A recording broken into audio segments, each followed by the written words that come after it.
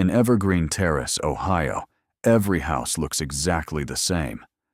White fences, manicured lawns, American flags gently waving in the breeze, and every single person smiles when they see you. They smile a little too wide.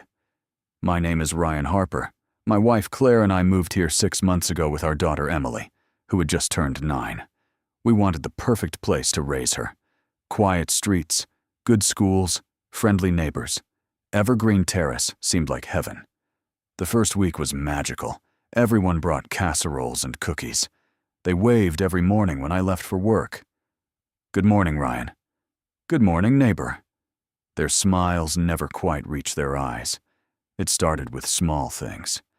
Claire noticed that none of the neighbors blinked naturally. They would stare at you for several seconds without a single blink, then suddenly smile even wider, as if remembering they were supposed to. Emily came home from playing outside one day and said, "Mommy, why do all the other kids have the same laugh?"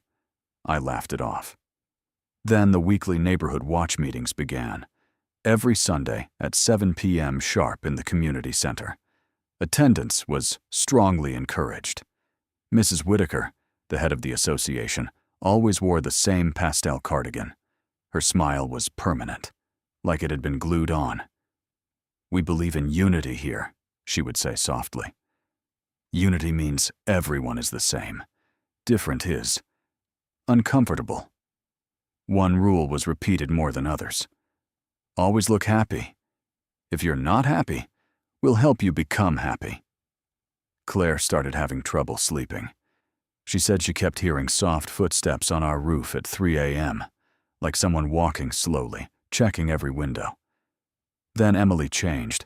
She stopped playing with her old toys. Instead, she would stand at the living room window for hours, staring at the houses across the street. When I asked what she was looking at, she answered in a flat, pleasant voice. "I'm practicing." "Practicing what, sweetheart?" "Practicing not blinking." That night I couldn't sleep. I went to the window and looked outside. Every house on the street had its lights on. In every single window stood a person, perfectly still, staring straight at our house, all of them smiling, none of them blinking. I pulled the curtains shut so hard I almost ripped them. The next morning, Mrs. Whitaker knocked on our door with a plate of fresh brownies. Her eyes were wide open, too wide. "Ryan, dear, we noticed Emily seemed a little different yesterday. She wasn't smiling enough when she played.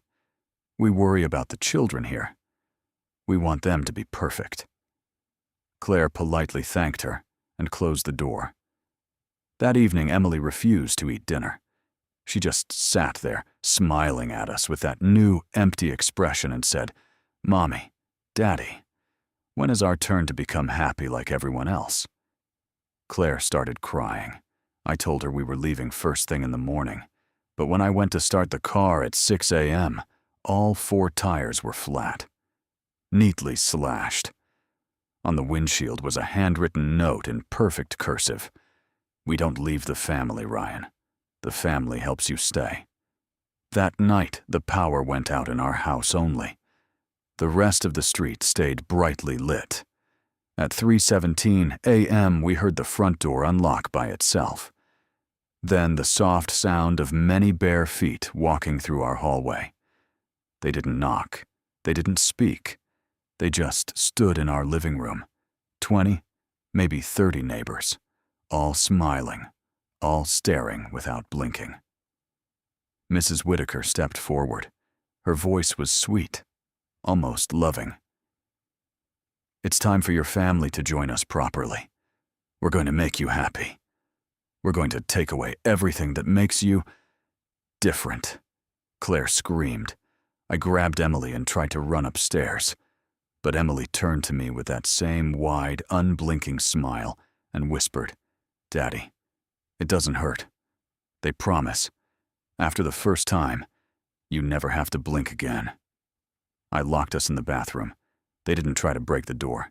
They just stood outside, humming, a low, constant hum that vibrated through the walls. By sunrise, the humming stopped.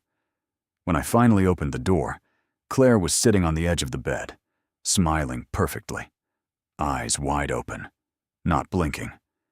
Emily stood beside her, holding her hand. Same smile, same empty eyes. They both looked at me and said in perfect unison, "Good morning, neighbor." I haven't blinked in 3 days now. It's getting easier. And honestly, I've never been happier. If you ever move to a quiet, perfect neighborhood, count how many times your neighbors blink when they smile at you. If it's less than once every 30 seconds, start packing tonight, because they're already watching, and they really, really want to help you smile.